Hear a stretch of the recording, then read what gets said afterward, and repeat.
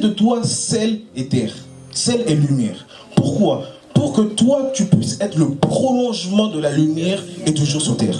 Amen. Oh. Arrêtez d'être coupable. Mais Dieu vous attend dans le lieu secret, d'abord dans la stabilité, et la stabilité emmène la profondeur. La souveraineté ne te demande pas de porter la grâce que tu portes. Ne demande pas de porter l'onction que tu portes. Ne demande pas de porter le potentiel que tu portes. Ça, c'est la souveraineté. Mais la grâce, tu dois le recevoir. Voilà pourquoi Marie, lorsqu'elle regarde son ventre, elle dit « La grâce m'a été faite. » Mais la parole dit également Christ en nous, l'espérance de la gloire. Tu dois savoir, là où tu es un Jésus en miniature. Jean chapitre 9, le verset 4.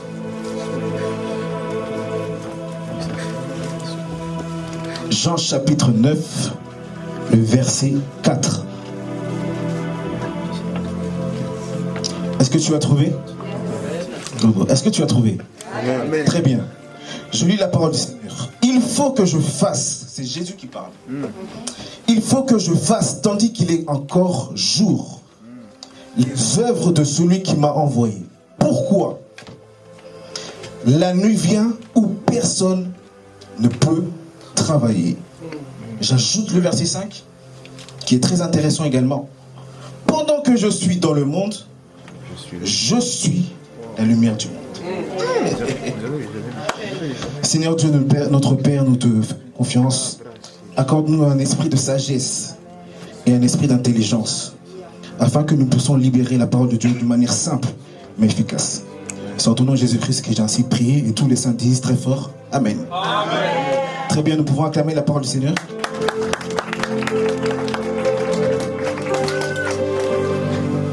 J'aimerais que tu puisses me suivre très attentivement. Je ne vais pas beaucoup parler, comme je l'ai dit. Sois sûr que nous allons finir à 21h30. Mais j'aimerais que tu puisses m'écouter attentivement parce que c'est l'introduction. Alléluia. J'aimerais commencer mon message avec cette déclaration. Le temps ne joue pas en notre faveur. Le temps n'est pas notre ami. Le temps ne joue pas en notre faveur. Pourquoi? Éphésiens chapitre 5, le verset 16, la Bible dit ceci. Rachetez les temps. Pourquoi? Parce que les jours sont mauvais. C'est dans ce contexte-là que nous organisons cette conférence, mais aussi, c'est dans ce contexte-là que nous devons accomplir la mission. Ceux qui aiment le foot, qui suivent le foot comme moi, peuvent comprendre ce que je suis en train de dire. Imaginez qu'une équipe est en train d'être menée au score et il reste 15 minutes. Quelqu'un dit Paris ici.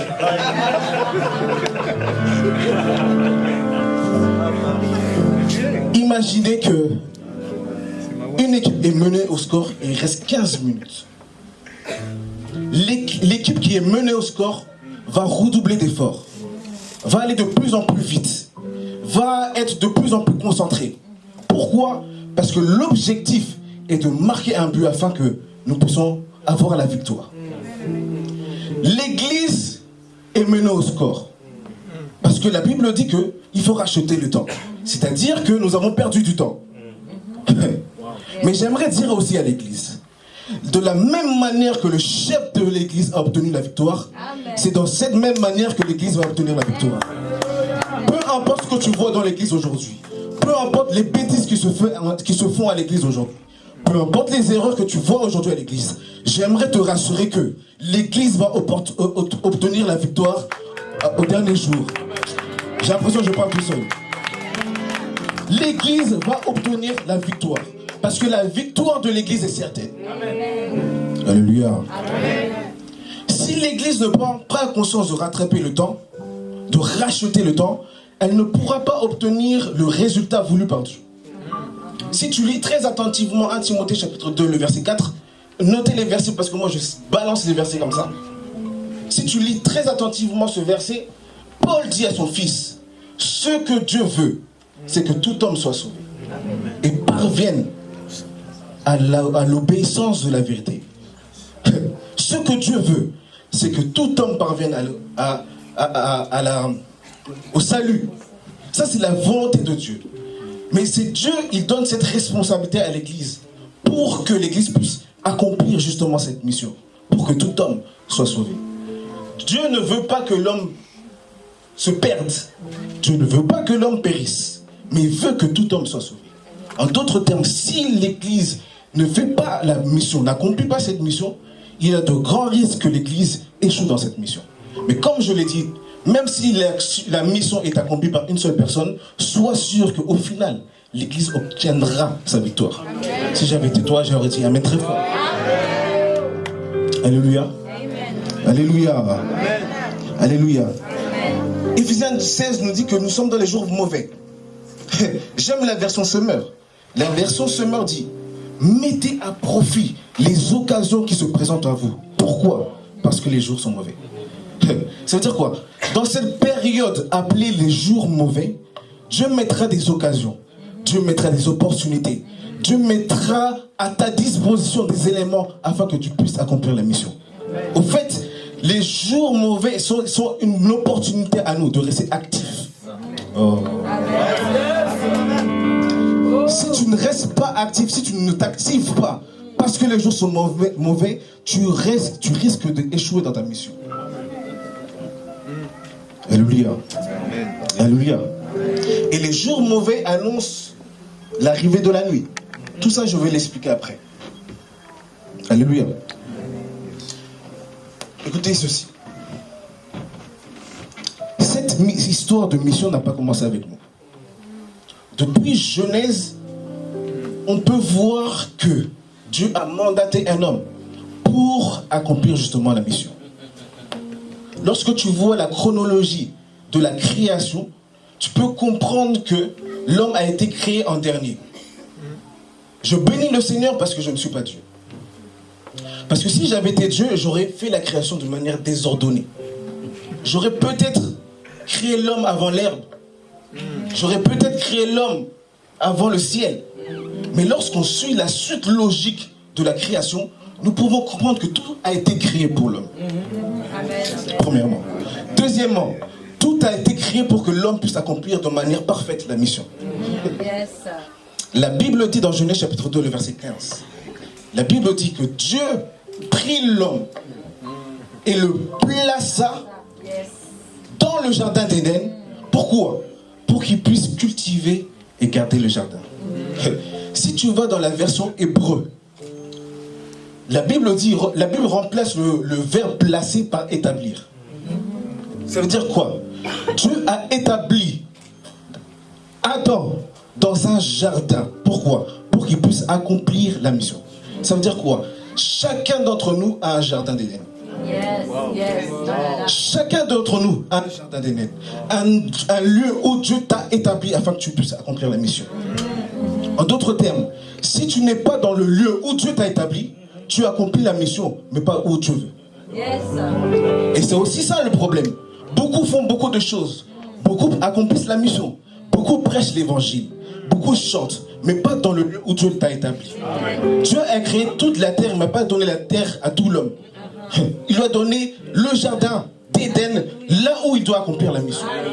J'aimerais dire à quelqu'un, si tu n'accomplis pas la mission là où Dieu t'a établi, tu deviens un ennemi de la mission pour quelqu'un d'autre. Si tu n'accomplis pas la mission là où Dieu t'a établi, tu deviens un ennemi de la mission.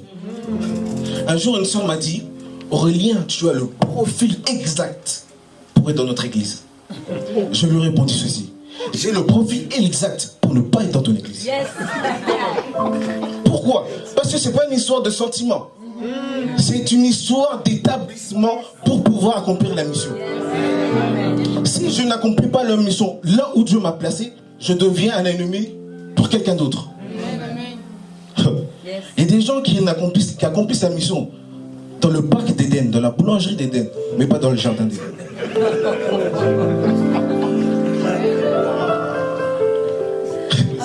Si tu n'es pas là où Dieu t'a établi, tu deviens un ennemi pour... Voilà pourquoi des fois il y a des conflits. Vous ne savez pas d'où vient le conflit.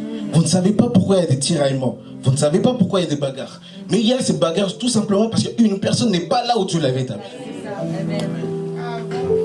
Yes. Yes. Si tu accomplis la mission, mais pas dans le lieu où Dieu t'a établi, sache qu'à la fin, tu auras échec de mission. Parce que le problème, c'est pas seulement de faire quelque chose, mais c'est de le faire là où Dieu t'a établi. Alléluia. Alléluia. Est-ce qu'on est ensemble? Très bien. Maintenant, rentrons dans le livre de Jean. Parce que nous sommes dans le livre de Jean. Pour bien comprendre ce que nous venons de lire, le verset 9, le chapitre 9 du verset 4, il faut savoir dans quel contexte Jean a écrit le livre de Jean. Parce que Jean ne révèle pas Jésus de la même manière que Matthieu. Matthieu ne révèle pas Jésus de la même manière que Marc. Marc ne révèle pas Jésus de la même manière que Luc. Chacun d'entre eux a une révélation particulière de Jésus-Christ. Et si je ne rentre pas là-dedans, c'est juste un petit virage que je fais. Si nous étudions le tabernacle, vous allez voir à l'entrée du tabernacle, il y avait un rideau. Ce rideau était composé de 4 couleurs. Et ces 4 couleurs sont parce que le tabernacle est la face cachée de Jésus-Christ. À partir du tabernacle, nous pouvons révéler Christ. Rien que dans le rideau, il y avait 4 couleurs. La couleur rouge, la couleur blanche, la couleur pourpre et la couleur bleue. La couleur rouge définit Jésus comme le roi des Juifs. C'est pour ça que quand tu lis Matthieu chapitre 1, tu verras qu'un tel engendre un tel, un tel engendre un tel, un tel engendre un tel. Pourquoi? Parce que pour Matthieu, il s'agit de révéler la divinité, non la royauté de Jésus-Christ. Et les théologiens disent que le livre de Matthieu est la continuité de l'Ancien Testament. Alléluia. Je saute parce que nous sommes en train de courir derrière le temps. Nous arrivons dans le livre de Jean. Jean révèle Jésus comme étant le Fils de Dieu. Alléluia. Alors, quand tu lis par exemple Jean chapitre 9, le verset 4, la Bible dit, c'est Jésus qui parle, dit, il faut que je fasse tandis qu'il est encore jour les œuvres de celui qui m'a envoyé. Étant le Fils de Dieu, vous savez, être le Fils de Dieu n'est pas seulement celui qui a été engendré. Mais être fils de Dieu, c'est celui qui a reçu de la part du Père une mission. Du coup, être fils de Dieu n'est pas seulement celui qui a engendré, mais c'est aussi un missionnaire. Jésus, en tant que fils de Dieu, vient parce qu'il a reçu une mission de la part du Père. Donc Jésus est complètement missionnaire. Dis à ton voisin, Jésus est complètement missionnaire. Jésus est complètement missionnaire. Lorsque nous lisons à partir du premier verset, la Bible dit que Jésus vit un homme aveugle de naissance. Lui, il n'a jamais vu. Il ne sait pas à quoi ressemble une pomme. Il ne sait pas à quoi ressemble un hamburger. Il ne sait pas à quoi ressemblent les madés sous Maman Pasteur. Il ne sait même pas à quoi lui-même ressemble. Mais la Bible dit que Jésus vit cet homme aveugle. Et les disciples de Jésus-Christ vont poser une question à Jésus. Et moi, si j'avais été à leur place, je pense aussi que j'aurais posé cette question. Ils vont dire ceci. Maître, qui a péché? Cet homme, ses parents? Écoutez la réponse de Jésus. Jésus va reprendre ceci. Ce n'est ni lui qui a péché. Ce n'est ni ses parents qui ont péché.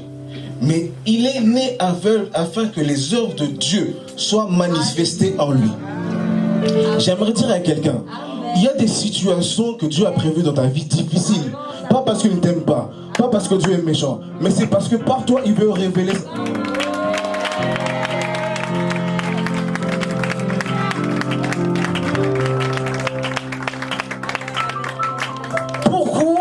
Le cancer, tout simplement parce que Dieu veut révéler, veut manifester sa puissance par toi. Écoutez ceci. Dieu, pour permettre la guérison de quelqu'un, il veut, c'est-à-dire quoi? Cet homme aveugle, lorsque Dieu a planifié sa venue sur terre, il a créé aveugle. C'est-à-dire qu'il a été programmé pour être aveugle. Mais non, pour que les œuvres de Dieu soient manifestées en lui, il faut que cet aveugle soit en contact avec un missionnaire. Jésus. Lorsque Jésus est en contact avec le missionnaire, la gloire de Dieu peut être manifestée.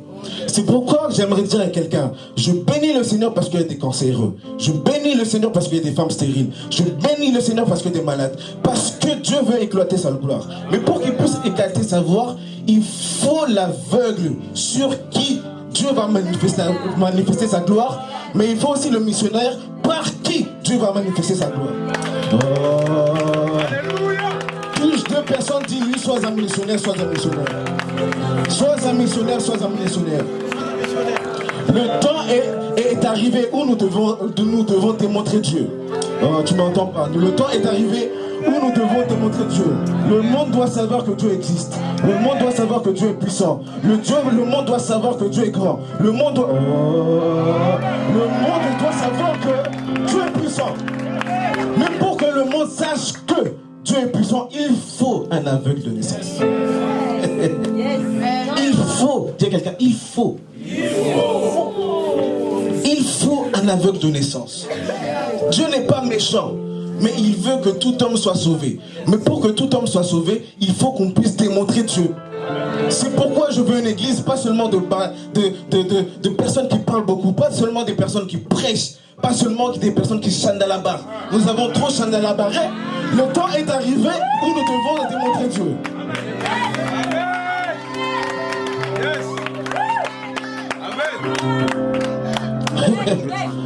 Accomplir la mission avant que la nuit n'arrive. Ça veut dire quoi la nuit qui arrive? Qu'est-ce que ça veut dire? J'ai posé la question sur Facebook. À chaque fois que je lance des thèmes comme ça, je l'essaie de balancer pour savoir qu'est-ce que les gens pensent. J'ai posé cette question, j'ai dit, la nuit arrive. Quelqu'un m'a répondu, mais la nuit est déjà là. C'est soit lui n'a pas compris ce que je voulais dire, ou c'est lui qui n'a pas compris ce que moi j'ai voulu dire. Mais comme c'est moi le premier à avoir parlé, c'est lui qui n'a pas compris ce que je voulais dire. La nuit qui arrive représente tout simplement l'écoulement de temps. C'est-à-dire que ceux qui regardent par exemple Fort Boyard peuvent comprendre ce que je suis en train de dire. Lorsque tu regardes le Père Fouras, il a souvent dans sa main un quelque chose comme ça là. Un sablier. J'ai dit un quelque chose. Un sablier. Lorsque cet homme tourne le sablier, toi tu dois entre guillemets accomplir la mission. Mais lorsque le sablier arrive à sa fin, tu ne peux plus répondre à ces questions. Et c'est ça que représente la nuit. La nuit représente la fin de ce sablier. Mais pendant que Jésus est sur terre, le jour existe. Le jour est présent. Pourquoi? Parce qu'il est la lumière du jour. Il est la lumière. Lorsque tu regardes Genèse, chapitre 1, la Bible dit que la terre était informe et vide. Et Dieu fait quoi? Il dit que la lumière soit et la lumière fut. Lorsque la lumière fut, c'est là qu'il y a eu l'apparition du jour. En d'autres termes, le jour est encore présent parce que Jésus est la lumière du monde. Il n'y a pas de jour sans lumière. Il n'y a pas de lumière sans jour. Mais Jésus actuellement n'est plus physiquement sur terre. Alors qu'est-ce qu'il fait? Bien avant qu'il parte, parce qu'il savait déjà que sa mission allait durer 3 ans à peu près. Il fait de toi sel et terre, sel et lumière. Pourquoi? Pour que toi tu puisses être le prolongement de la lumière et du jour sur terre. Amen. C'est pour ça que j'aimerais dire à quelqu'un, tu n'es pas n'importe qui. Tu es la lumière du monde. Même si les gens te méprisent, tu es la lumière du monde. Même si tu es le dernier de ta famille, tu es la lumière du monde. Même si tu n'as pas d'argent, tu es la lumière du monde. Même si tu n'as pas de voiture, tu es la lumière du monde. Parce que être la lumière du monde ne dépend pas de ce que tu as, mais ce que Dieu fait de toi. Dis à quelqu'un, tu n'es pas n'importe qui. Tu es la lumière du monde. Tu es la lumière du monde. Tu es la lumière du monde. Encourage-le, dis-lui, tu es la lumière du monde. Alléluia. Tu es la lumière du monde. Pourquoi? Parce que Dieu veut faire de toi son prolongement. Et comme le jour est encore présent, les miracles peuvent encore se produire. Les morts peuvent encore ressusciter. Les vivants, les cancéreux peuvent encore obtenir leur guérison. Pourquoi? Il fait encore jour. Alléluia. Est-ce que nous pouvons acclamer le Seigneur?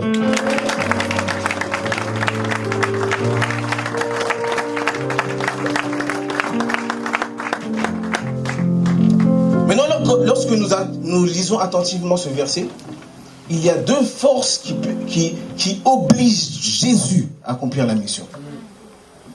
La force de la volonté de Dieu qui est imposée sur le missionnaire, mais aussi la nuit qui arrive. En d'autres termes, sans la volonté de Dieu et sans la nuit qui arrive, Jésus ne se sent pas dans l'obligation d'accomplir la mission. C'est à cause de ces deux forces que j'appelle la volonté parfaite de Dieu et aussi la nuit qui arrive que Jésus peut se permettre d'accomplir la mission. Maintenant, pour que tu puisses accomplir la mission, tu dois faire la volonté de Dieu. J'aime, un jour Jésus était avec ses disciples. Non, il n'était pas avec ses disciples. Ses disciples étaient partis acheter de vivre. Il s'est retrouvé seul avec la femme samaritaine à midi. Une femme de mauvaise vie. Généralement, les femmes, je ne sais pas moi si tu vas en Afrique, généralement les femmes vont très tôt aller chercher de l'eau. Il est anormal d'aller chercher de l'eau à midi. Pourquoi cette femme a fait ça? Parce que c'est tout simplement cette femme était de mauvaise réputation. Imaginez-vous une femme qui a déjà 6 maris. 6 maris. Même si cette femme ne témoigne pas, mais toi-même avec ton intelligence, tu sais que cette femme-là, elle a débordé.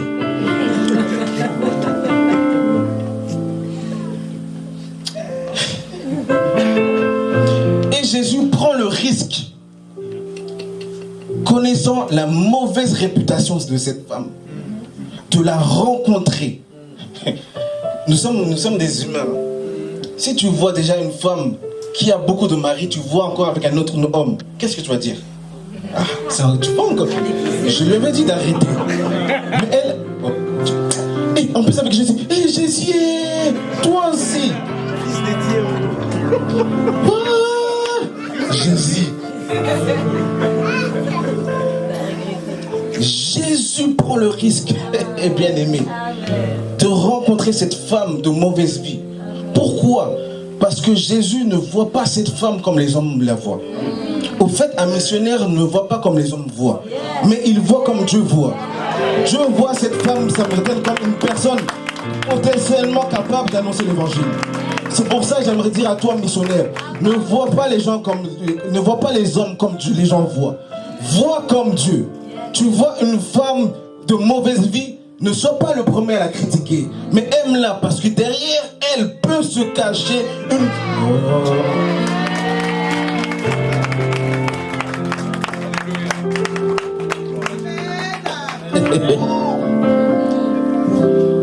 Et du coup, cette femme est partie annoncer l'évangile. Maintenant, les disciples viennent voir Jésus. Ils viennent avec de vivres, justement. Et Pierre lui dit, c'est bon, Jésus, tu peux manger. Jésus dit, non, j'ai pas faim. J'ai déjà mangé. C'est obligé que Pierre était un grand mangeur. Déjà, c'est un homme qui faisait beaucoup la pêche. Et généralement, ceux qui pêchent, ils mangent avant d'avoir vendu. Donc lui, il mangeait déjà 2-3 poissons. Et si Pierre était de notre temps, peut-être que ce serait un grand monsieur de KFC. Alléluia. Et Jésus va lui répondre ceci. J'aime la réponse de Jésus. Il va lui dire que ma nourriture n'est pas de ce monde. Ma nourriture, c'est de faire la volonté de Dieu. C'est-à-dire que un missionnaire, un fils de Dieu, parce que j'ai dit être fils de Dieu, c'est être un missionnaire, ne se nourrit pas seulement de pain, mais il se nourrit de la volonté de Dieu.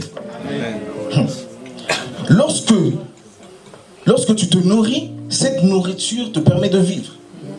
Si tu ne manges pas pendant 2 ans, je ne pense même pas que tu vas arriver au bout de ces 2 ans. Juste 3 jours, on va t'amener à l'hôpital. Mais ce missionnaire Jésus se nourrit de la volonté de Dieu. C'est-à-dire qu'il vit en fonction de la volonté de Dieu. Frères et sœurs, de quelle volonté vis-tu? Parce que dans notre génération, il y a très peu de fils de Dieu. Mais il y a beaucoup de cousins de Dieu, petites sœurs de Dieu, voisins de Dieu, tantes, maman Leki, cousins, voisins de Dieu, mais très peu de fils de Dieu. Un fils de Dieu est missionnaire en permanence. J'aime faire ce parallélisme entre le missionnaire et le pompier. Vous savez, le pompier ne sait pas à quelle heure il va intervenir. Il ne sait pas quand est-ce qu'il va intervenir. Mais tout ce qu'il sait, c'est qu'il va intervenir. Et comme il sait que tout le temps, à tout moment, il peut intervenir, il est tout le temps prêt. Même s'il est en train de manger, même s'il est en train de dormir, il va arrêter ce qu'il est en train de faire. Pourquoi? Parce que là, c'est l'heure de la mission. C'est pareil pour toi. Peu importe dans quelle situation tu te trouves, peu importe ce que tu fais, peu importe ce que tu fais, sache que tu es un missionnaire en permanence. Tu es un missionnaire en permanence. Et ça, je l'ai compris. Un jour, ma mère a fait un repas chez elle, à la maison, chez moi. J'habite encore chez ma mère. Pas pour très longtemps, bientôt là. Toi, tu dis pas amen, tu es.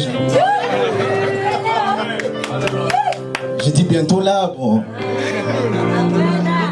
Merci, pasteur Dieu veille, toi, tu m'encourages. Ma mère cogne à ma porte.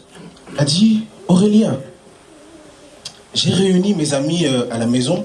Est-ce que tu peux pas, au moins pendant 10 minutes, nous exhorter? Et ce jour-là, j'étais très fatigué. J'ai dit à maman, non, je suis fatigué.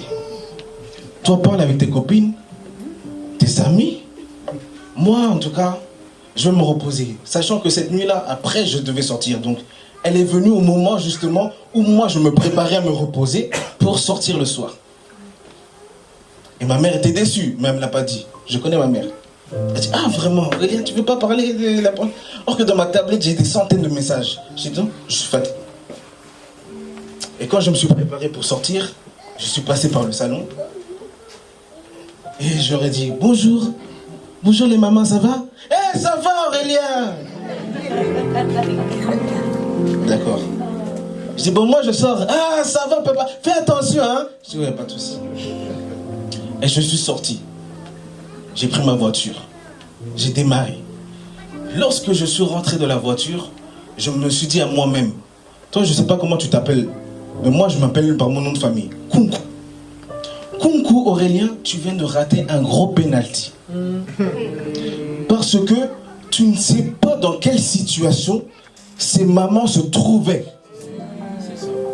Et tu aurais pu être la solution à leurs problèmes. Je suis sorti, je suis quand même sorti, mais j'étais triste, j'étais pas bien. Un missionnaire est missionnaire tout le temps. Et il y a 2-3 semaines, j'ai perdu. On m'appelle au travail, on me dit Aurélien, ton oncle est décédé. J'étais très mal. Mais, comme on dit chez nous les Congolais, hein, tu es un homme, courage. Il n'y a pas de souci. Je suis rentré chez moi. J'ai même appelé le pasteur Dieu. Je suis rentré chez moi. J'ai récupéré ma mère. Et je suis allé chez mon oncle. Parce qu'elle est décédée à la maison. Lorsque je suis arrivé, le corps venait de partir il n'y a même pas 30 minutes. Mais dans ma tête, comme moi j'apprends de mes erreurs, je me dis que quelle que soit l'occasion, qu'elle soit bonne ou mauvaise, je suis un missionnaire. Pendant ceux qui sont congolais comme moi savent comment ça se parle les deux. Tout le monde est parti. Hey, il m'a laissé, je vais faire comme moi. Hey, tout. Quand je suis arrivé, avec mon manteau de missionnaire. J'ai dit chut. Calmez-vous. Le corps venait de partir à 30 minutes. Mes tantes, hein, parce que dans ma famille, je fais partie des plus jeunes. Donc j'ai des aînés qui ont 50 ans, l'évangéliste Arsène les a vus. Des grands papas, mais c'est mes yaya. Un petit. Papa de 60 ans, c'est ton yaya. Il aurait pu être ton père x2. Je leur dis, calmez-vous. C'est vrai, notre oncle est parti. Mais la Bible dit qu'en toute occasion, bénissons le nom du Seigneur. J'ai exhorté. J'ai dit Amen. Tout le monde a dit Amen. Quand j'ai parlé, plus personne ne pleurait. Et la femme et les enfants, tout le monde a arrêté de pleurer parce que j'étais en train de parler. Et quand j'ai dit Amen, ils ont dit Amen, ils ont repris leur pleurs. Moi je me suis dit c'est pas grave. Parce que la parole de Dieu est aussi une semence. Amen. Tôt ou tard elle va germer. Yes. Toi tu ne vois pas le résultat aujourd'hui. Mais sache que dans 1 an, dans 2 ans, l'effet de la parole de Dieu sera visible.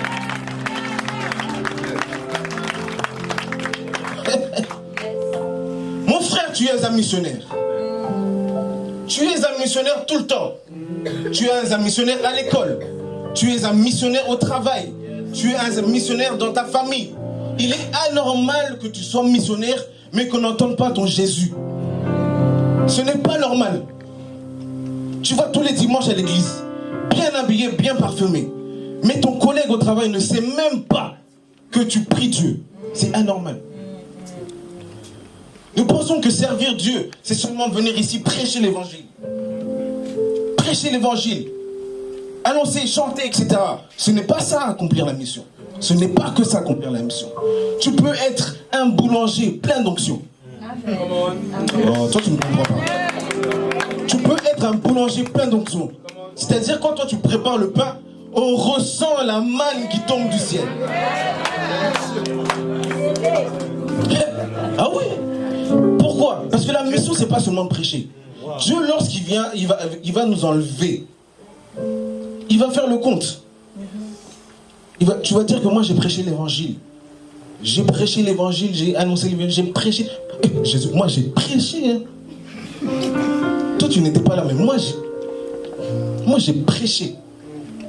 Et Jésus te regarde, te dit, mais moi, je t'ai pas appelé à prêcher. Moi, je t'ai appelé à coudre. C'est ça. Hein? Tu couds plein d'onction. Et vous savez, lorsque tu accomplis une mission que Dieu ne t'a pas confiée, il n'y a pas de récompense pour toi. C'est-à-dire que tu as fait du bénévolat spirituel.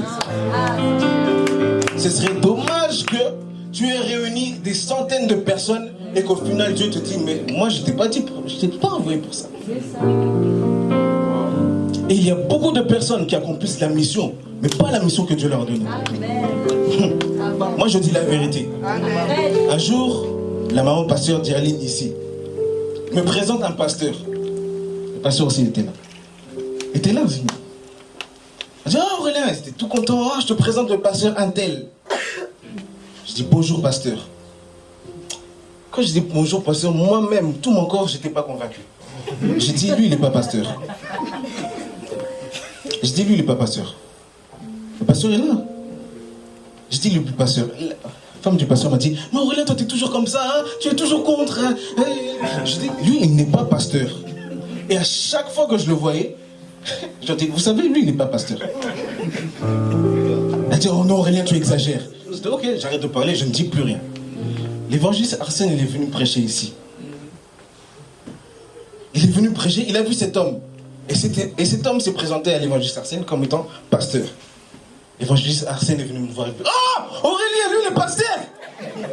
Lui, il est pasteur. Et quand il a dit ça, la plupart des jeunes qui sont avec moi ont entendu ça. Parce qu'ils savent que c'est ce qu'il a dit, je le dis tout le temps. Donc il est venu confirmer. Vous savez, il y a des choses, ça se sent. Hein. Quand il y a un homme de Dieu, tu sens que c'est un homme de Dieu. Mais quand tu vois que c'est... Lui, il n'est pas homme de Dieu. Il aurait pu être un très bon peintre, mais plein d'onction. Donc il perd son temps en étant pasteur. Moi, je connais un pasteur qui a arrêté d'être pasteur. Il a dit, j'abandonne l'église.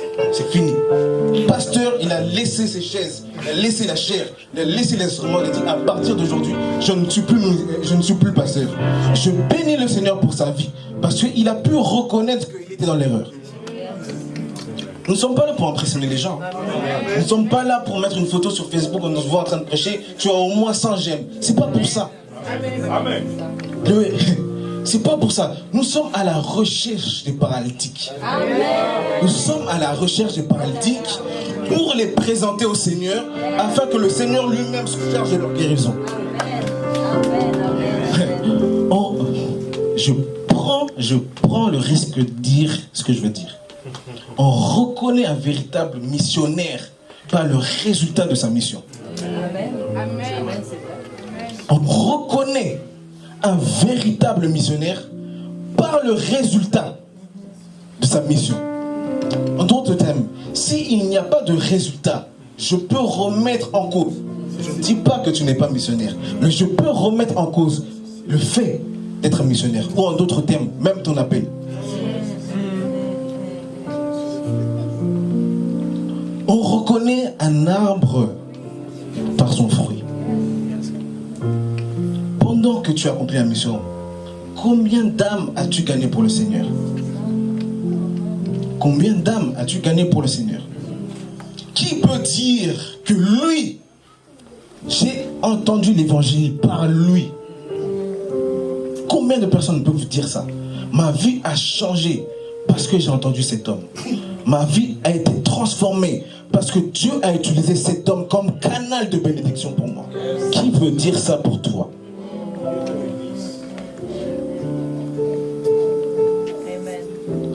En fait, cette conférence n'est pas seulement là pour te faire tomber, mais pour te repositionner si tu étais dans le monde. Pour que tu puisses réfléchir, est-ce que j'accomplis la mission?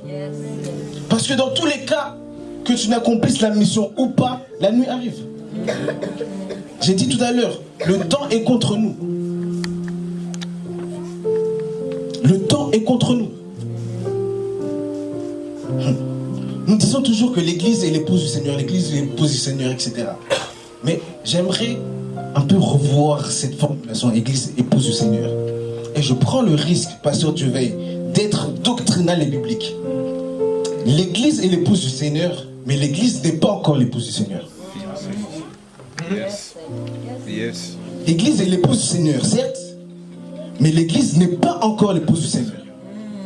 J'explique. Dans la préscience de Dieu, dans la tête de Dieu, Dieu voit l'église déjà comme étant son épouse.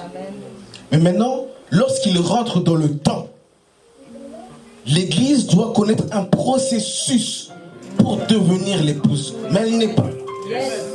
Parce qu'on appelle épouse celle qui est mariée. On ne peut pas t'appeler épouse si on ne t'a pas encore mariée. Aujourd'hui, l'église n'est pas encore mariée. L'église sera mariée lorsque Jésus va venir accomplir Jean chapitre 14, verset 3. La Bible dit, je m'en vais au Père. Je vous prépare une place. Et lorsque j'aurai terminé, je reviens vers vous pour que vous soyez éternellement avec moi. C'est là que l'église sera complètement épouse. Et même l'apôtre Paul dit dans 2 Corinthiens chapitre 11, le verset 2, que je vous ai fiancé à un seul époux. C'est-à-dire que l'église n'est pas encore épouse, elle est fiancée. Mais l'église peut être complètement fils. C'est-à-dire celui qui accomplit la mission de Dieu ici sur terre. Amen. Yes. Est-ce que tu comprends ce que je suis en train de dire? Amen. Yes. Est-ce que tu comprends ce que je suis en train de dire? C'est dommage que nous n'avons pas beaucoup de temps. Je vous aurais parlé des ennemis de la mission. Mais je prie le Dieu du ciel qu'il puisse souffler de l'oreille de ses serviteurs au moins une portion de ce que j'avais préparé. Et il n'y a pas de mission sans impact. Oh. Il n'y a pas de mission sans impact. On peut reconnaître une mission par son impact. Lorsque Jésus était sur terre, c'était complètement un missionnaire, une mission d'impact. À telle enseigne que même les pharisiens, lorsqu'ils approchaient Jésus, ils ne restaient pas indifférents. Ils posaient des questions sur cette personne. S'ils ne croyaient... Moi, je prends le risque de dire qu'ils croyaient même en Jésus. Parce que tu ne peux pas te poser des questions sur une personne si cette personne n'a pas de valeur. Tu ne peux pas te poser une question si cette personne... Hein, tu vois que bon... Hein, si un petit, il me dit je suis Macron, je suis président de la République ici, bon, ça n'aura pas de valeur. S'il dit, ça ne regarde que lui. Mais moi, je sais que le président de la République, c'est Macron. Lui, s'il dit qu'il est président de la République, bon, c'est son problème. Mais les pharisiens posaient des questions sur cette personne. Pourquoi? Parce que Jésus avait un ministère d'impact. Il ne laissait pas les gens indifférents. Et toute personne qui a un ministère d'impact laisse des traces. Oh. Yes. Amen. Yes. Toute personne qui a une mission d'impact laisse des traces. La Bible dit dans 1 Pierre chapitre 2, le verset 21, que nous sommes appelés à suivre les traces de Jésus. Lorsqu'on lit la Bible, on voit clairement, surtout les actes des apôtres, nous voyons vraiment les traces des apôtres. Les apôtres à Galilée, Jésus à Galilée, à Capernaum, tout ça, ce sont les traces ou l'impact de la mission de Jésus-Christ. Mais toi, où sont tes traces, frère? Où sont tes traces? Moi, je prie le Dieu du ciel. Aussi longtemps que je suis sur cette vie, je dois impacter les sons. Je le dis, je l'ai déjà dit au prophète. Moi, je dois impacter les sons. Un jour, quelqu'un m'a dit, Aurélien, tu sais tes conférences de porteurs de paralytiques, tu peux faire ça sur Paris, il y aura plus de monde. Hein? Il y aura plus de monde, le secteur de Aubervilliers, à Courneuve, Saint-Ouen. Fais tes conférences là-bas. Je t'assure, Aurélien, qu'il y aura du monde. Moi, je répondu ceci. Tu sais, en Essonne, il n'y a pas seulement des arbres. Il n'y a pas seulement des feuilles. Il n'y a pas seulement du bois. Mais il y a des personnes qui sont à l'attente d'entendre l'évangile. Amen. La Bible dit ceci. J'ai oublié le verset. Romains chapitre 8, le verset 19. Vérifiez. La création attend avec un ardent désir la révélation, ou en d'autres termes, la manifestation des fils, ou en d'autres termes, des missionnaires. Alléluia. C'est-à-dire dire quoi? Lorsque tu vois un païen, sache que même s'il ne dit rien, même s'il ne fait rien, son cœur crie. Alléluia. Son cœur crie, sauve-moi, délivre-moi, parle-moi de Jésus. Mais les chrétiens, nous devons ouvrir ou multiplier notre capacité d'entendre la voix de Dieu. Pour savoir reconnaître que cet homme est en train de crier. Ici, nous sommes en France, nous sommes en train de vivre quelque chose depuis le 17 novembre. Je pense que j'ai l'impression que les chrétiens dorment. Depuis le 17 novembre, nous sommes en train de vivre, comment on appelle ça? Les gilets jaunes. Les manifestations des gilets jaunes depuis le 17 novembre. Aujourd'hui, nous sommes le 7 mars. C'est-à-dire que depuis le 17 novembre, ils sont en train de manifester. Ne regarde pas ces gens-là comme des fous. Ne regarde pas ces gens comme des fous. Parce que ces gens-là sont à la recherche d'une réponse à leurs besoins. Il y a des gens, il y a des chrétiens ici, ils étaient heureux lorsqu'on était au mois de janvier. Ils ont eu une prime là. Même moi, quand j'ai vu cette prime, je fais quelle prime! Oh, quelle prime! Je ne sais pas si tu l'as eu. Moi, cette prime-là, je dis non. Quelle... Pasteur Dieu veille. Il m'a appelé, il m'a dit, oh là, il primé.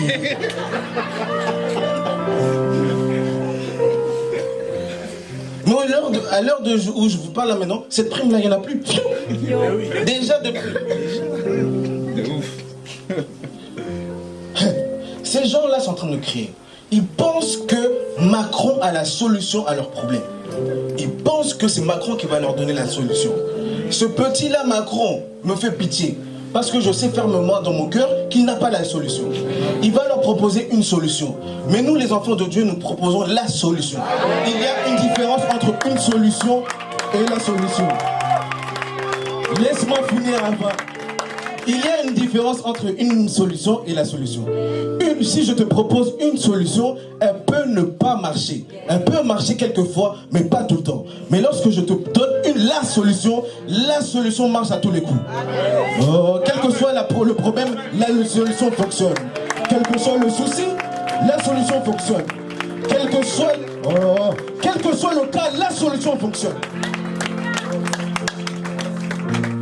Et il est triste de constater que l'Église a la solution, mais elle reste indifférente dans ce processus-là, manifestation appelée Gilets jaunes. Aucune action évangélique organisée pour les Gilets jaunes. Je n'ai pas vu. Aucune réflexion entre chrétiens pour donner la solution à ces Gilets jaunes. Parce que ces Gilets jaunes souffrent pour de vrai. Ils souffrent pour de vrai. Je suis parti à la Croix-Blanche il y a 2-3 jours. J'ai vu un papa, il m'a fait de la peine, papa. Papi. Obligé, lui, il devait s'appeler entre Norbert et Rodrigue.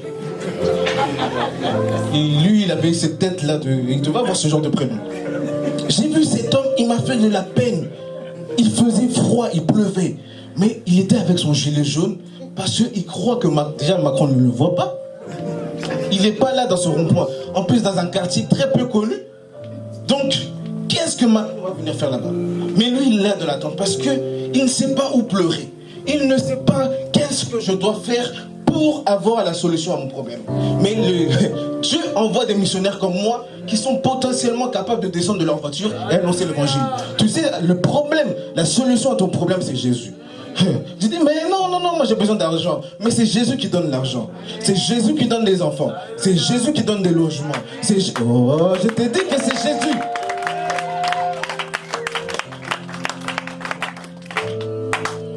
Sois un missionnaire d'impact. Laisse des traces. Moi, je crois fermement que moi, je laisserai des traces ici en Essonne. Et Tom doit entendre parler d'Aurélien. Bretigny doit entendre parler d'Aurélien.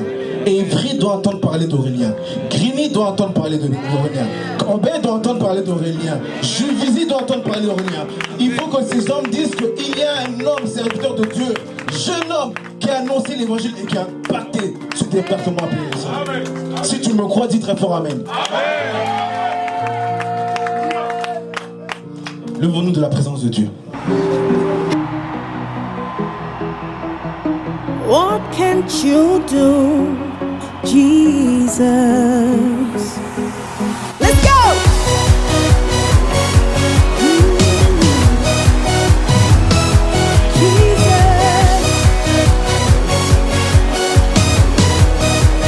Bonjour à tous, bonsoir. Donc je me présente, je suis la sœur Samantha et je suis avec ma sœur qui va se présenter. Alors moi je m'appelle Nancy. La sœur Nancy. Voilà. Donc on a assisté à la première journée de la conférence Les porteurs de paralytiques, 4e édition. Donc c'était vraiment génial. Le Seigneur était au rendez-vous. On a été bénis par le serviteur de Dieu Aurélien. Donc aujourd'hui, on est là pour faire l'after conférence. Donc moi je vais demander, j'ai pris ma soeur qui était là ce soir, qui a assisté. Du coup je vais lui demander, ma soeur, est-ce que tu as été bénie? J'ai été pleinement bénie. Tu as été pleinement bénie, pas juste bénie mais pleinement. Est-ce que tu as aimé le message du serviteur Aurélien? Vraiment, surtout ça m'a fait prendre conscience. Je vais ressortir de là avec quelque chose en plus. Vraiment, je suis venue avec des questionnements. C'est des questions vraiment qu'on se pose tous les jours.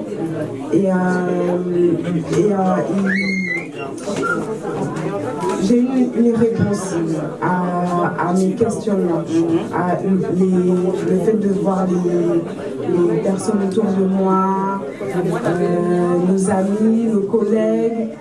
C'est vrai qu'on ne parle pas forcément de notre foi. Des fois, c'est tabou. Et il m'a fait prendre conscience ce soir que c'est le contraire. Ça devrait plutôt vraiment manifester vraiment notre amour pour Dieu et vraiment Créer notre identité dans tous les lieux, au travail, partout, voilà. C'est ça. Donc tu as été béni par ce que le frère Aurélien, ce que le Saint-Esprit a mis dans le frère Aurélien. Est-ce que tu penses que tu as une mission? Je pense que j'ai une mission. je me dis s'il m'a révélé vraiment son existence, parce que pas que je ne croyais pas en lui, mais je ne savais pas vraiment qu'il existait. S'il m'a vraiment révélé qu'il existe, c'est vraiment pour que je puisse vraiment, je ne vais pas dire l'aider, mais accomplir cette mission. Et est-ce que tu penses, par rapport au message que le frère Aurélien nous a donné ce soir, est-ce que tu trouves que tu parles assez de Jésus autour de toi, au travail ou à l'école, je ne sais pas. Je ne fais que ça. Ah, gloire à Dieu, gloire à Dieu. Donc tu parles de Jésus autour de toi, les gens savent que tu es une servante de Dieu, les gens savent que tu sers Dieu, les gens savent que tu sers à l'église. Ils le savent très bien. Ils le savent. Donc par rapport au message que le frère nous a donné ce soir, du coup, tu t'es pas trop senti concerné alors. Je me suis sentie concernée. Oui, donc tu parles de Jésus alors, mais pas assez peut-être alors. De toute façon, en fait, je parle de Jésus, mais dès que je vois la réaction des autres, oui. Je me dis bon, je vais vraiment me taire parce que parfois je peux dire bon, je saoule ou Nancy, ça te concerne que toi. Tu n'es pas obligé d'obliger les gens d'entendre que tu pries Dieu, que tu aimes Jésus. Et ça m'a fait prendre conscience que vraiment, même si ils ne sont pas forcément d'accord avec moi, parce qu'il y en a qui me disent qu'ils ne sont pas d'accord avec moi, ben, il faut continuer quand même. Exactement. Parce que dans le futur, peut-être, exactement. Exactement. Donc moi, je bénis vraiment Dieu. On a vraiment été bénis par le message du serviteur Aurélien. Et j'avais une autre question. Je ne vais pas te laisser. Est-ce que tu penses que à partir d'aujourd'hui, avec le message que tu as eu, que ça t'a changé, ça t'a donné un plus, est-ce que ça t'a reboosté pour encore plus parler de Christ à partir de demain, à partir d'après-demain, à partir de la semaine prochaine? Est-ce que le message du frère Aurélien t'a reboosté? Oui, à chaque fois qu'il a un message, je suis toujours reboostée après. Gloire à Dieu. Oui, donc c'est sûr que j'ai une autre perception et je veux toujours m'améliorer. Il faut toujours s'améliorer en Christ, toujours se dépasser, se questionner. Et je pense que ça va le faire pour la mission. D'accord. Alors c'était juste quelques questions que je voulais te poser. Merci beaucoup d'avoir participé, d'avoir interagi avec moi. Continue de parler de Jésus autour de toi, ma sœur, et que Dieu te bénisse. Merci. Amen. On a la sœur qui nous a dit que voilà, elle a été bénie par le message du frère Aurélien, que ça l'a reboostée et que dans les jours à venir, elle fera encore plus d'efforts pour parler du Seigneur. J'ai une deuxième personne que je vais inviter avec moi à notre after-conférence. Vous la connaissez déjà, c'est une servante de Dieu, elle a la voix angélique. Voilà, je l'introduis. Et je vais l'appeler, c'est la servante de Dieu, la sœur Amandine. Bonsoir. Bonsoir à tous. Bonsoir, Mrs. Sam, Lady Sam. Yes. Comment vas-tu? Très bien, très bien. Alors là, c'est un très bien. Très bien. Si vous saviez vraiment, je vais très bien. Alors, moi j'ai une question. Pourquoi tu vas très bien? Parce qu'on a vécu un moment de gloire. Sérieusement, où étiez-vous? Yes. Où étiez-vous? Je regarde, je m'adresse à toutes les caméras qui sont présentes. Où étiez-vous? Yes. Ce moment a été vraiment un moment où le Seigneur nous a illuminés, nous a fait du bien. Il nous a bénis, il nous a parlé, il nous a remplis. Et je ne vais pas vous mentir, ceux qui ont raté quelque chose. Vous êtes passés à côté de quelque chose, sérieusement. C'était un moment vraiment où on a pu avoir la révélation sur notre mission, notre rôle sur cette terre. On nous a rappelé qu'on devait impacter, qu'on devait être une lumière dans cette obscurité qui approche, qu'on devait être le sel de la terre. Et il y a beaucoup en fait de choses qu'on oublie, c'est que nous sommes envoyés en mission, comme l'a dit le serviteur de Dieu, Aurélien Kunku. Et la mission doit se faire au bon endroit, dans son jardin. Amen. Donc on a un jardin d'Éden dans lequel le Seigneur nous a placés pour pouvoir cultiver ce jardin, pour pouvoir paître les brebis de ce jardin. Et si nous ne sommes pas dans le bon endroit, si au lieu d'être au jardin d'Éden, nous sommes à la boulangerie d'Éden, la mission que nous allons effectuer ne sera pas une mission qui sera en fait récompensée, une mission qui sera une plus-value pour nous devant le Seigneur, parce que ce ne sera pas ce que Dieu nous aura demandé de faire. Donc voilà, vraiment pourquoi je suis heureuse, c'est parce que nous avons passé vraiment un moment où Dieu nous a parlé. Vraiment, je pense qu'elle a tout dit. Hein. J'avais des questions à poser, mais elle a tout dit. Mais j'ai quand même une dernière question. Non, j'en ai deux. Est-ce que tu penses aujourd'hui que tu fais la mission que le Seigneur t'a envoyée? Est-ce que tu penses que tu es déjà dans ta mission? Je suis déjà dans ma mission. Amen. Je crois que je suis déjà dans ma mission. Amen. Que j'avance à un bon rythme et que aujourd'hui les portes s'ouvrent pour moi. Le Seigneur m'a préparé déjà en secret. Il continue encore de me préparer. Amen. Des choses vont se passer. Moi je vous dis, soyez connectés. Il y a des choses qui vont se passer. Ce n'est que le début de mon mandat. Yes, amen, c'est ce qu'on voulait entendre. Et est-ce que le message du frère, du serviteur de Dieu Aurélien, t'a reboosté ce soir? Il m'a totalement requinqué. Wow. Je suis vraiment en flamme. Je suis en flamme. Je suis une flamme de feu qui était allumée ce soir. Yes. Demain encore, nous allons être embrasés. Et je t'invite toi aussi à venir allumer le feu qui est en toi en ce lieu. Dieu veut t'allumer. Il veut allumer le feu qui est en toi pour que tu puisses aller embraser tout autour de toi et que les champs puissent être également aussi embrasés. Il y a des personnes qui ont besoin de recevoir le feu de Dieu et tu seras ce porteur de feu. Personnellement, le message d'aujourd'hui, je ne voulais même pas qu'il s'arrête. Donc j'ose espérer, j'ose croire que ce qu'on va recevoir vendredi, donc demain et samedi, va être également à la hauteur de la gloire de notre Seigneur Jésus-Christ. Dernière question. Est-ce que tu penses que tu es une porteuse de paralytique? Je suis une porteuse de paralytique. Amen. Tu es une porteuse de paralytique? Oui, je le suis, parce que dans déjà mon entourage, dans ma famille, Amen. je porte des paralytiques qui donc ont besoin du Seigneur. Amen. Dans mon entourage, au travail, je porte des paralytiques. Dans la rue, partout, lorsque le Seigneur me met dans un endroit, j'ai la grâce de pouvoir apporter de l'aide et du soutien aux personnes qui ont besoin, de pouvoir apporter une parole de guérison, une parole de vie. Donc je me considère vraiment comme une porteuse de paralytique. Et ça, cette mission-là, qui est sur la 4e année, révèle encore plus cette mission que le Seigneur m'a donnée. Gloire à Dieu. Alors on te remercie pour ton intervention. Ah, la sœur a une question. Ma question est la suivante. Es-tu une porteuse de paralytique? Of course. Je suis une porteuse de paralytique. Je ne vais pas donner trop de détails parce que nous courons après le temps. Il y a le serviteur de Dieu Aurélien qui me fait un signe. Mais je suis, je vous le dis, une porteuse de paralytique. Amen. Je le confirme.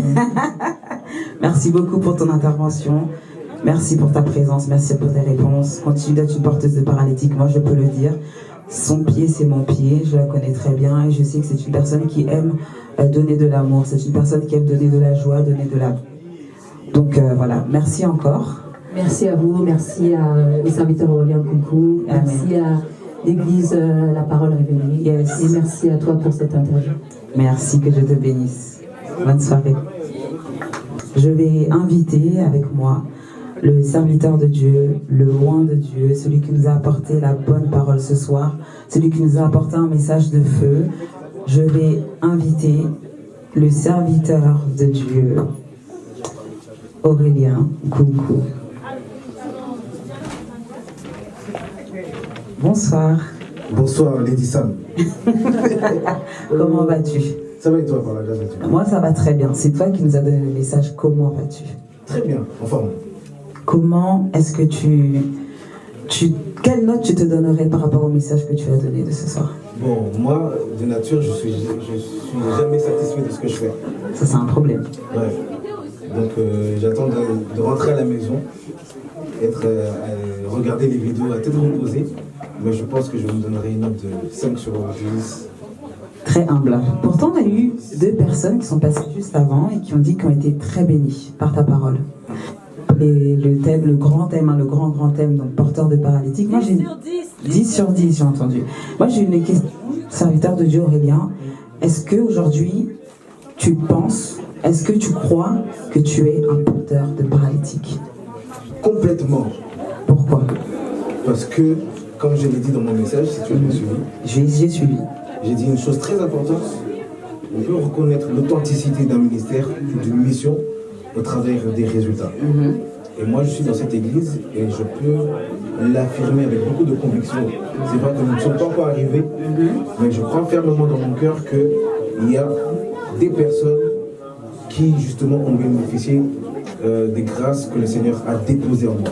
Donc, oui, je suis un porteur de paralytique parce qu'à travers moi, par la grâce du Seigneur, des vies ont été impactées. Amen. Ont été présentes aussi aujourd'hui pendant le culte, pendant le service. D'autres encore, des personnes que je ne connais pas, des visages que j'ai vus pour la première fois, ont également été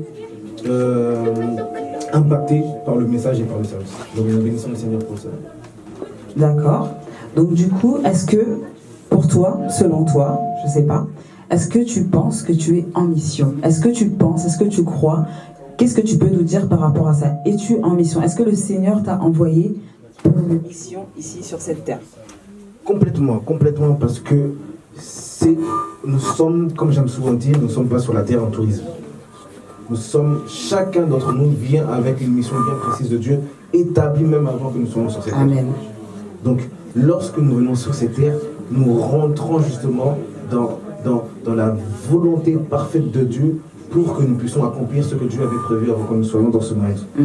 Donc oui, nous sommes complètement missionnaires, je suis complètement missionnaire depuis même la première fois que j'ai ouvert mes yeux sur cette terre. Moi j'ai une question pertinente, une dernière question pour pas... on court après le temps. Dans ton message, parce que je l'ai suivi très attentivement, tu as dit qu'on ne doit pas regarder au passé d'une personne. Tu as donné l'exemple de la femme samaritaine. Tu as dit qu'elle avait 6 maris. Voilà. Comment une personne, par exemple, qui a eu un passé ou autre, ou qui vit une vie de débauche, par exemple, mais qui veut se remettre qui veut remettre sa vie à Christ, qui se répand, voilà. Comment tu pourrais rebooster cette personne? Parce que forcément, les gens autour vont dire « Ah, peut-être qu'elle n'est pas sérieuse, peut-être qu'il n'est pas sérieux, il faisait ça. » Comment? Qu'est-ce que toi, tu dirais à cette personne-là pour la rebooster? Parce que cette personne peut avoir une mission. Tu l'as dit tout à l'heure, cette personne peut avoir une mission. On ne doit pas écouter ce que les hommes disent, mais ce que Dieu dit de cette personne. Amen. Comment rebooster cette personne? Déjà, il faut savoir que lorsque Dieu nous a mandatés pour venir ici sur cette terre, il connaissait déjà nos erreurs. Wow. Le fait que cette femme samaritaine ait 6-7 maris, etc., Dieu le savait dans son plan. J'ai même donné l'exemple par rapport à l'aveugle. Dieu a planifié pour que cette aveugle puisse venir sur cette terre dans cet état. Pourquoi? Pour que sa vie puisse devenir un témoignage, pour qu'au travers de sa vie, Dieu puisse se manifester. Donc, nos erreurs, nos échecs du passé font aussi, entre guillemets, partie du plan de Dieu. Ouais.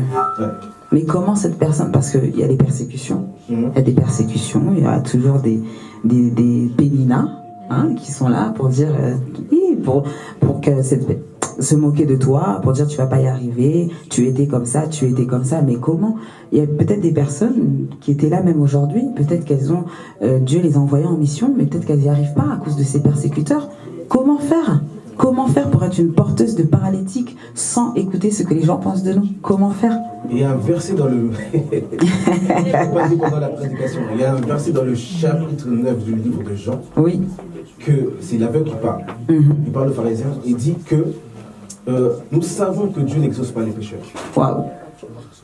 Mais Dieu exauce ceux qui s'attachent à Dieu et qui font sa volonté. Amen. Dieu n'exauce pas les pécheurs. C'est sûr et certain. Il ne t'exauce pas parce que tu es dans ton état. Mais il peut t'exaucer, il peut changer ta vie si tu restes attaché à Dieu et que tu fais sa volonté. Amen. Qu'est-ce que je peux dire à ce genre de personnes qui ne sont pas faciles? Voilà, c'est ça. Contre des péninas. C'est ça. Ah oui. Ce genre de sacs sont aussi des moyens pour nous de rester dans les règles de la volonté de Dieu. C'est pas facile. C'est pas facile, mais il faut rester attaché à Dieu, demander l'aide du Saint-Esprit, parce qu'au travers du Saint-Esprit, nous pouvons faire tout ce que nous pouvons. Nous avons cette force. Oui. C'est pas facile. C'est pas facile. Il faut croire. Parce que cette force passe d'abord par le fait de croire. Si tu ne crois pas, tu n'auras pas. Très bien. En tout cas, merci d'avoir répondu à ma question. Quel est ton mot de la fin, toi qui nous as donné le message aujourd'hui? Quel mot d'encouragement tu peux donner aux personnes qui sont en train de nous suivre ce soir? Ton dernier mot. Ok. Jésus ne nous a pas promis une vie facile. Il ne nous a pas promis une vie facile. Mais ce qu'il nous a promis, c'est d'être tous les jours, chaque instant avec nous. Amen. La mission est difficile, sûre. Il y a des embûches, il y a des critiques, des insultes. Il y a des gens qui te piétinent, il y a des gens qui te méprisent. C'est vrai. Mais au-dessus de ça, au-delà de ça, nous devons savoir que Jésus est en permanence avec nous. Amen. Et c'est en cela que repose notre espérance. Amen. Serviteur de Dieu, je te remercie infiniment. Très bien. Demain, on est encore là à 19h, à la même adresse. Je vais la mettre sur nos réseaux sociaux. Demain, on est encore là avec d'autres serviteurs. J'aimerais remercier personnellement le serviteur de Dieu Aurélien, une personne que j'affectionne beaucoup, que j'aime beaucoup. Il a dit dans son message tout à l'heure que on le sent quand une personne n'est pas de Dieu, mais une personne. Des fois, les gens l'élèvent, oh pasteur a tel, mais c'est pas un pasteur. Ça se trouve, c'est un boulanger. Je dis que c'est un boulanger. Un peintre. Mais plusieurs personnes disent que Aurélien a la chose de Dieu. Aurélien, il a cette chose-là. On le sait, on le sent, il a la mission. C'est un porteur de paralytique, je peux le confirmer. Je ne le connais pas de cette année. Je ne le connais pas de l'année dernière, ni d'il y a 3 ans. Combien d'années? Je pense que c'était en 2009, 2010. Donc à peu près 10 ans. Voilà, donc je le connais très bien. C'est une vision qui est sérieuse, c'est une vision qui est poussée par le Saint-Esprit. Encore une fois, Aurélien, sois béni abondamment. C'est un ministère que je soutiens pleinement en fermant les yeux. On vous donne rendez-vous demain à 19h, de 19h, excusez-moi, jusqu'à 21h30 et samedi de 15h à 20h. Ne manquez pas, on a passé une soirée de gloire. On a été bénis par le serviteur de Dieu. Il reste encore d'autres serviteurs de Dieu. Il y a des surprises, on ne va pas tout dire. On vous donne rendez-vous demain à la même adresse. Merci encore, serviteur de Dieu, et que Dieu vous bénisse. Bonne soirée.